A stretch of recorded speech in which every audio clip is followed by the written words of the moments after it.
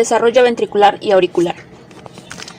Mencionaremos que las aurículas están situadas por detrás de los ventrículos y podemos describir a dos aurículas, una derecha y la otra izquierda. También, los ventrículos son dos cavidades piramidales colocadas hacia adelante de las aurículas. Mencionaremos el desarrollo del corazón. Este comienza a partir del mesodermo en el día 18 o 19 después de la fertilización. Luego de esto se forman las cuerdas cardiógenas, en respuesta al endodermo subyacente. Después, estas se ensanchan y también se ahuecan y llegan a transformarse en tubos endocárdicos.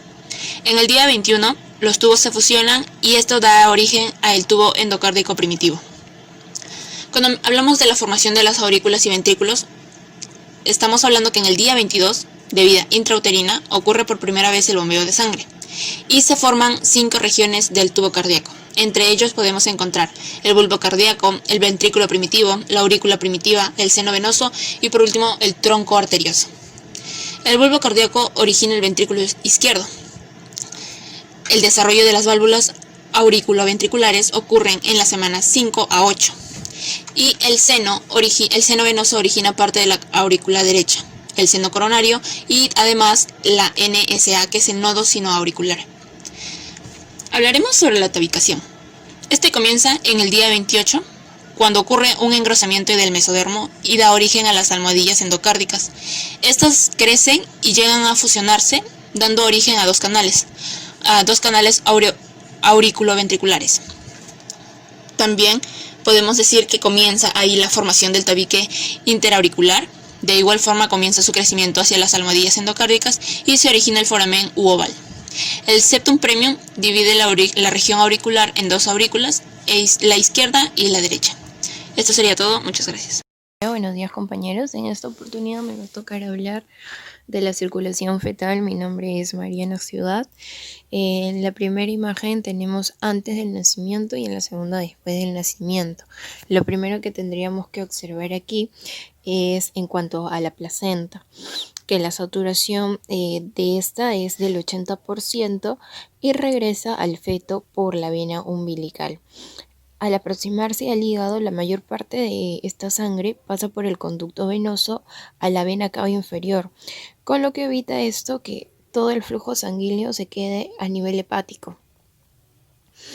Posterior a ello, hay un volumen menor que ingresa a los sinoviales hepáticos y se mezcla con la sangre de la circulación portal.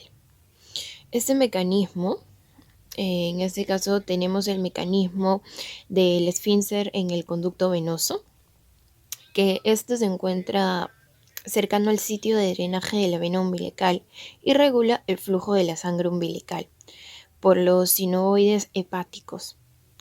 Este esfínter, al cerrarse, por la contracción uterina, incrementa en gran medida el retorno venoso, lo que impide una sobrecarga del corazón, en este caso del corazón del neonato.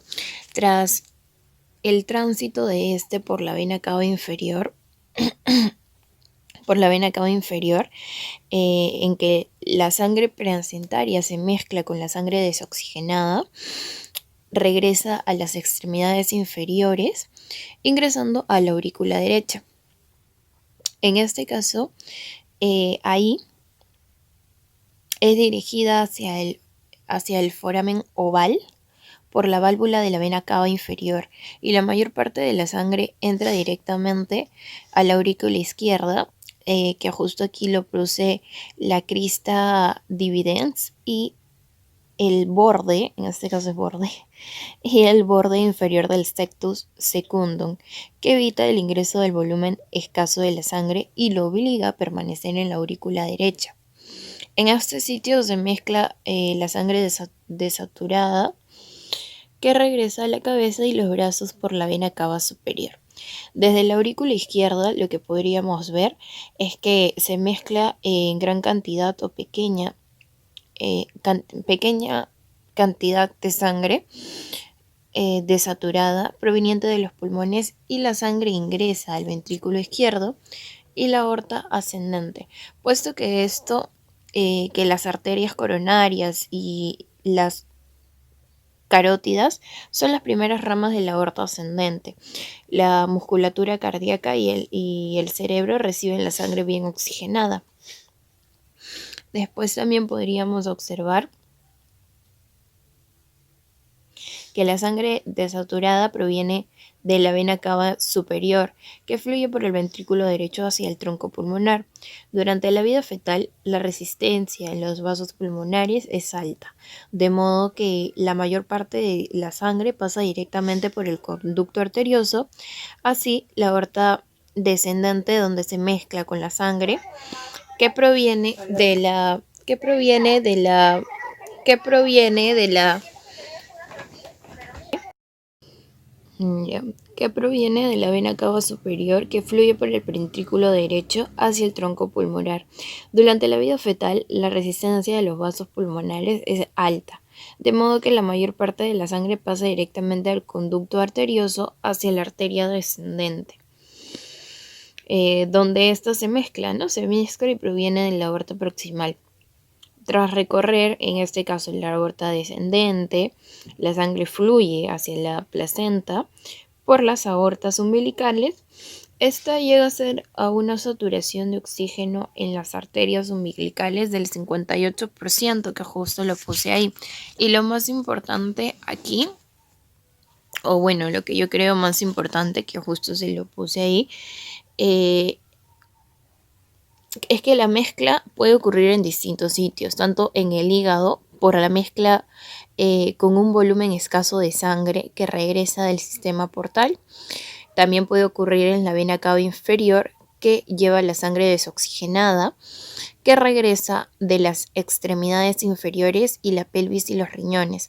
También puede ocurrir en la aurícula derecha por una mezcla con la sangre que procede de la cabeza y las extremidades superiores. También puede ocurrir en la aurícula izquierda, que la mezclan con la sangre que regresa de los pulmones. Y por último, en el punto de entrada del conducto arterioso, ¿no? Que va hacia la aorta descendente. Después, si nos vamos a después del nacimiento, los cambios que podríamos ver aquí es la suspensión del flujo placentario y respiración, ¿no? ¿Y esto cómo se da?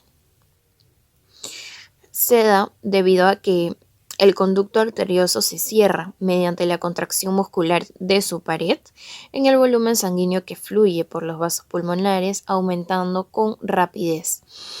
Esto a su vez incrementa la presión auricular izquierda. De manera simultánea, la presión en la aurícula derecha disminuye como consecuencia de la interrupción del flujo placentario.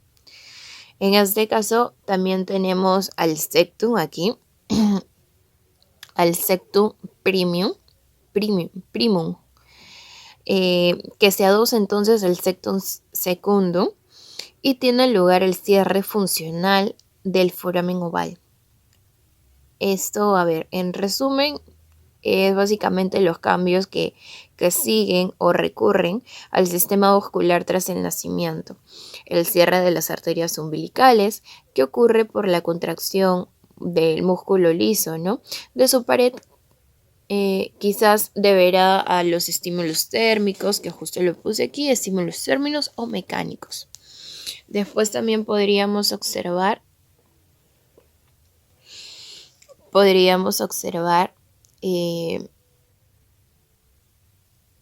que los extremos distales de las arterias umbilicales constituyen a los ligamentos umbilicales mediales, en tanto su segmento proximal permanece permeable y forma arterias vesicales y arterias ilíacas internas. Este cierre de la vena umbilical y del conducto venoso ocurre poco después del cierre de las arterias umbilicales, así que la sangre de la placenta puede ingresar al neonato durante algún periodo tras el nacimiento. Una vez obliterada la vena umbilical, constituye el ligamento redondo del hígado. Este ligamento redondo del hígado, que da al borde inferior del ligamento falciforme, el conducto venoso que extiende desde el ligamento redondo hasta la vena cava inferior, también se oblitera y origina el ligamento venoso. Después también podríamos observar que el cierre del conducto arterioso se da por una contracción de la pared muscular, y esta es la parte que a mí me llamó mucho la atención, que sucede casi de inmediato tras el nacimiento, y esto se da mediante por la bradicina, que justo lo puse aquí. La bradicina, que esta es una sustancia que se libera de los pulmones durante su insuflación inicial o la primera respiración, que se empieza que la obliteración anatómica completa por la proliferación de la íntima toma entre 1 o 3 meses. En el adulto, conducto arterioso obliterioso constituye al ligamento arterial. Después también podemos ver que el cierre del foramen oval